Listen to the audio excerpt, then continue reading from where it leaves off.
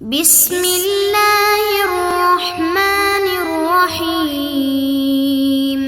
الحمد للہ وکفی والصلاة والسلام علی من لا نبی بعدہ، اما بعد۔ عزیز طلبہ کرام، اللہ تعالیٰ سے امید ہے کہ آپ سب خیر و عافیت سے ہوں گے۔ جامع ترمذی کا سبق نمبر 57 ہے، اور اس سبق میں ہم 3 ابواب پڑھیں گے۔ سب سے پہلا باب ہے باب ما جاء فی المرأة ترى فی المنام مثل ما یری الرجل، اس عورت کے بارے میں کہ جو نیند کی حالت میں ایسا ہی خواب دیکھے جس طرح مرد دیکھتا ہے، اور جس طرح مرد کو احتلام ہوتا ہے اس طرح اگر عورت کو بھی ہو جائے تو اس عورت کے لیے غسل کا کیا حکم ہے، اس حوالے سے ہوگا۔ اور دوسرا باب باب فی الرجل یستدفئ بالمرأة بعد الغسل، کہ مرد کے بارے میں کہ جو غسل کرنے کے بعد اپنی اس عورت، اپنی اس بیوی سے چمٹ کر گرمی حاصل کر لے سردی کے وقت میں، جس عورت نے ابھی تک غسل نہیں کیا، تو اس کے بارے میں حکم۔ اور تیسرا ہے کہ باب التیمم للجنوب اذا لم یجد الماء، کہ تیمم کرنا جنبی شخص کے لیے کہ جب وہ پانی کو نہیں پاتا تو کیا حکم ہے، اس کو ہم انشاءاللہ دیکھیں گے۔ گزشتہ سبق میں حالت جنابت میں طہارت کے بغیر سونے یا جنبی شخص کے لیے وضو کرنے کا حکم اور حدیث کی فوائد اور بہترین عصری تطبیق کو بھی ہم نے دیکھا۔ اس سبق کا خلاصہ آپ ایک نظر دیکھ لیں، عنوانات سے آپ کو معلوم ہو گیا کہ عورت کے احتلام کا بیان ہے، اور غسل کے بعد جنابت والی عورت سے جسم کے ملنے کا حکم ہے، اور حدیث کے فوائد اور کچھ عام عصری تطبیقات بھی ذکر کی جائیں گی۔ باب ما جاء في المرأة ترى في المنام مثل ما يرى الرجل، وبه قال حدثنا ابن أبي عمر قال حدثنا سفيان بن عيينة عن هشام بن عروة عن أبيه عن زينب بنت أبي سلمة عن أم سلمة رضي الله عنها قالت جاءت أم سليم ابنة ملحان إلى النبي صلى الله عليه وسلم فقالت يا رسول الله إن الله لا يستحيي من الحق، فهل على المرأة تعني غسلا إذا هي رأت في المنام مثل ما يرى الرجل؟ قال نعم إذا هي رأت الماء فلتغتسل۔ قالت أم سلمة رضي الله عنها قلت لها فضحت النساء يا أم سليم۔ حدیث باب کا ترجمہ کریں گے۔ ام سلمہ رضی اللہ عنہا فرماتی ہیں کہ ام سلیم، یہ حضرت انس کی والدہ ام سلیم بنت ملحان، یہ آپ صلی اللہ علیہ وسلم کے پاس آئیں، اور انہوں نے تمہید یہ باندھی، چونکہ آگے مسئلہ ایسا پوچھنے جا رہی تھیں کہ جو شرم سے دوسری صحابیات پوچھ نہیں سکتی تھیں، جبکہ مسئلہ بہت ضروری تھا پوچھنا بھی، تو اس لیے انہوں نے فرمایا کہ اے اللہ کے رسول، اللہ تعالیٰ جب حیا نہیں کرتے حق بات بیان کرنے سے، تو میں بھی چاہتی ہوں کہ میں آپ سے یہ پوچھ لوں۔ اور پھر فرمایا کہ کیا عورت کے اوپر غسل لازم ہے جب وہ ایسا خواب دیکھے جس طرح کا مرد دیکھتے ہیں، یعنی احتلام ہو جائے مردوں کو کی طرح عورتوں کو بھی، اگرچہ عورتوں کا جو احتلام ہے وہ اندر اندر ہی ہوتا ہے اور مردوں کا احتلام باہر ہوتا ہے۔ تو اللہ کے نبی نے جواب دیا جی ہاں، اگر وہ پانی دیکھ لے، یعنی اس کو یہ محسوس ہو تری اپنی شرمگاہ پر، تو پھر وہ غسل کر لے۔ حضرت ام سلمہ فرماتی ہیں کہ میں نے پھر ام سلیم کو یہ کہا کہ اللہ کی بندی، آپ نے تو عورتوں کو رسوا کر دیا کہ ایسا مسئلہ آپ نے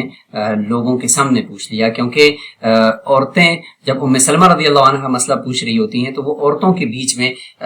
جب آپ صلی اللہ علیہ وسلم ہوتے ہیں یا ان کی مجلس میں وہ پوچھتی تھی، لیکن یہ جو مسئلہ ام سلیم نے پوچھا تو یہ چونکہ مردوں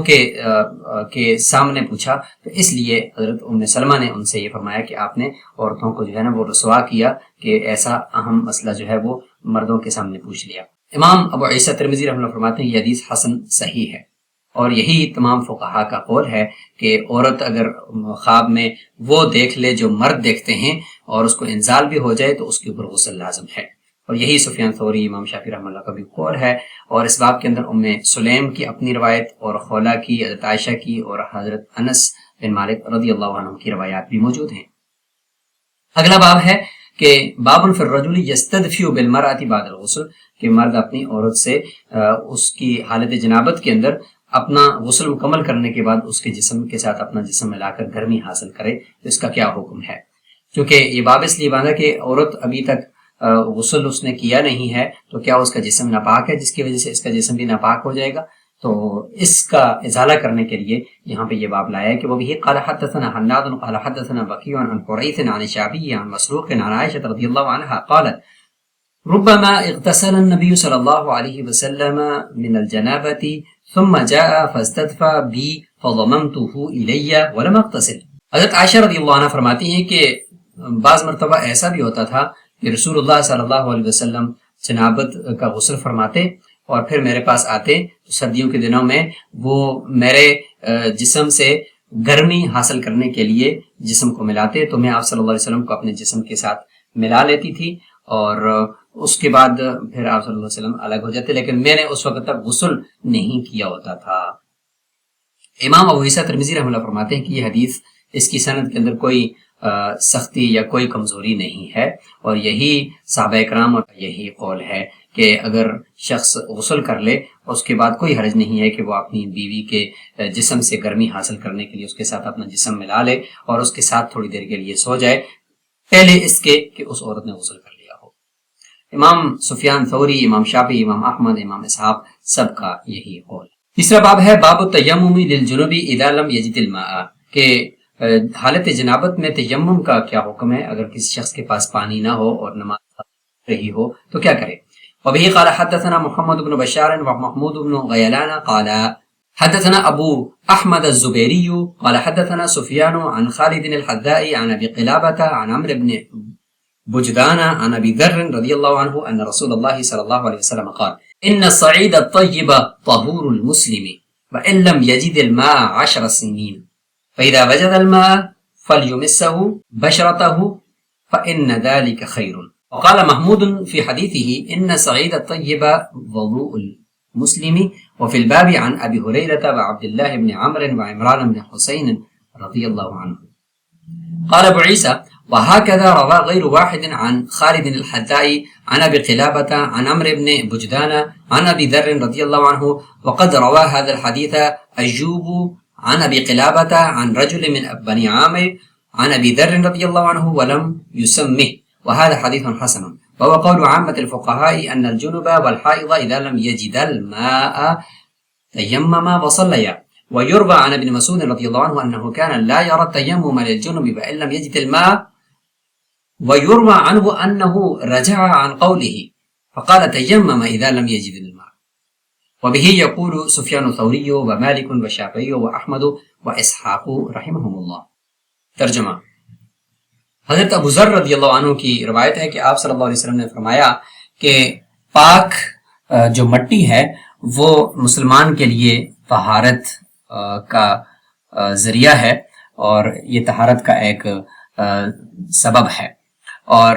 فرمایا کہ اگرچہ وہ 10 سال تک بھی اگر پانی نہیں پاتا تو وہ پاک مٹی سے تیمم کرتا رہے اور نمازیں ادا کرتا رہے،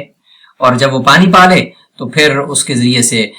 اپنے بشرہ یعنی انسانی جو جلد ہے اپنے جسم کو اور اپنے چہرے کو وہ پاک کر لے، اور یہ اس کے لیے بہتر ہے. محمود فرماتے ہیں اپنے جو روایت انہوں نے روایت کی ہے محمود بن غیلان اس روایت میں کہ ان صعید الطیب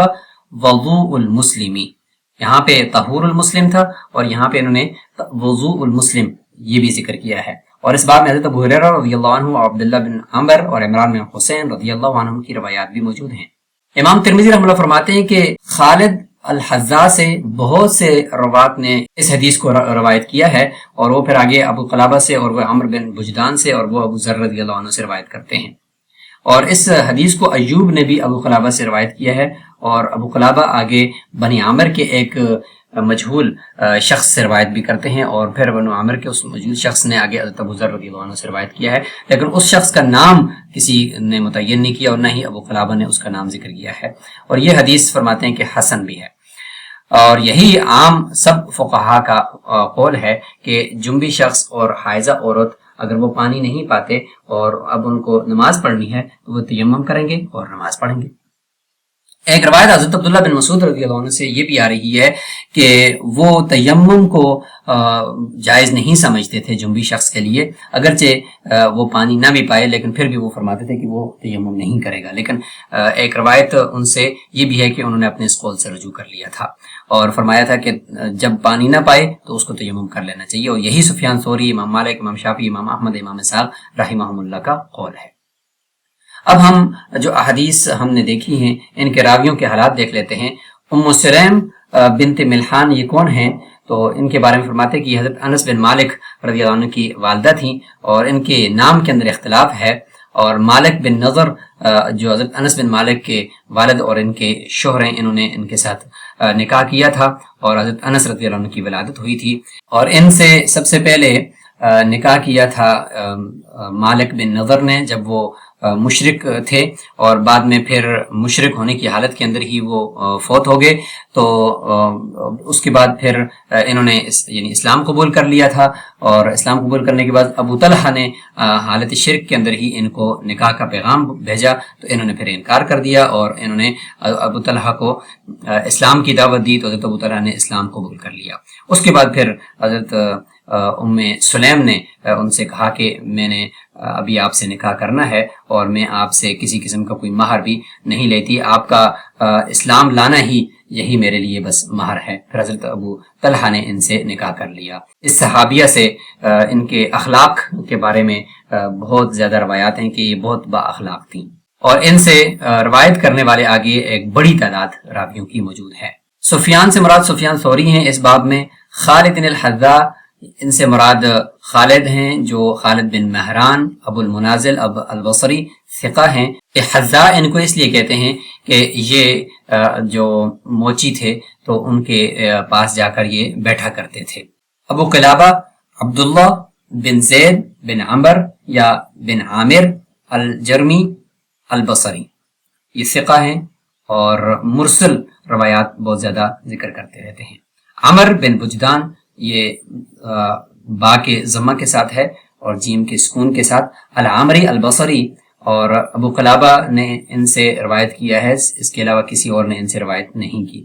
لا یعرف حالہ، ان کی حالت کے بارے میں فرماتے ہیں کہ کچھ پتہ نہیں ہے۔ استدفاع کا معنی اور مفہوم ہم دیکھتے ہیں تو فرماتے ہیں کہ یطلب الدفاع، یعنی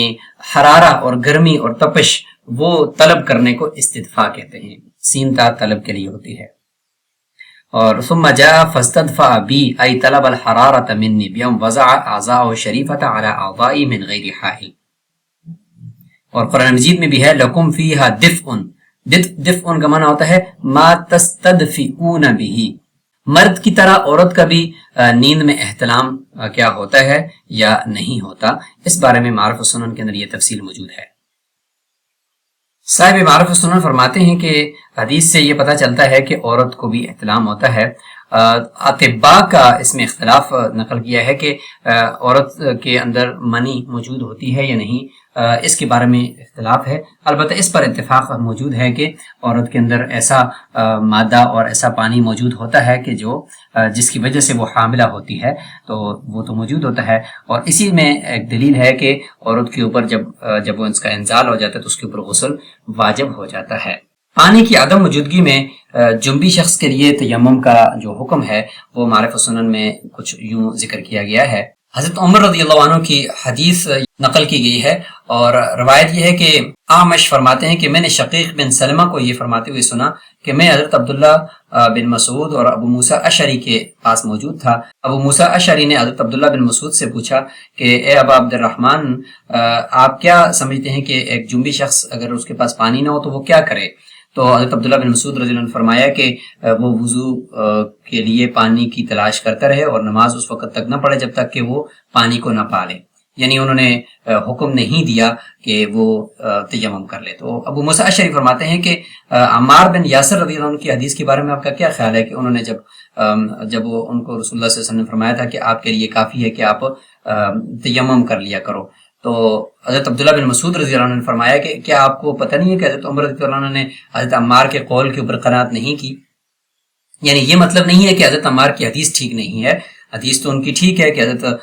عمار کو آپ صلی اللہ علیہ وسلم نے تیمم کا حکم دیا تھا حالت جنابت میں، لیکن حضرت عمر رضی اللہ عنہ اور حضرت عبداللہ بن مسعود رضی اللہ عنہ اس پہ قناعت نہیں کرتے تھے، یہ صرف فتوے کی روح سے تھا، جیسے کہ یہاں پہ ذکر کیا گیا ہے کہ اس کا مطلب یہ تھا کہ بات تو ٹھیک ہے، تیمم تو کرنا چاہیے، لیکن اس کو اگر ہم فتوے کے طور پر لوگوں کو بتا دیں گے تو پھر یہ ہے کہ سست لوگ جو ہوں گے وہ پانی کو اگر موجود بھی ہے کہیں قریب ترین تو پھر بھی چھوڑ کر وہ تیمم کرنے لگ جائیں گے۔ اس لیے فرمایا کہ فتویٰ اپنی جگہ پر اور وہ حدیث اپنی جگہ پر، لیکن ہم اس کو فوری طور پہ اتنا عام نہیں کریں گے کہ جس سے سست لوگ جو ہے وہ غسل سے تیمم کی طرف آ جائیں۔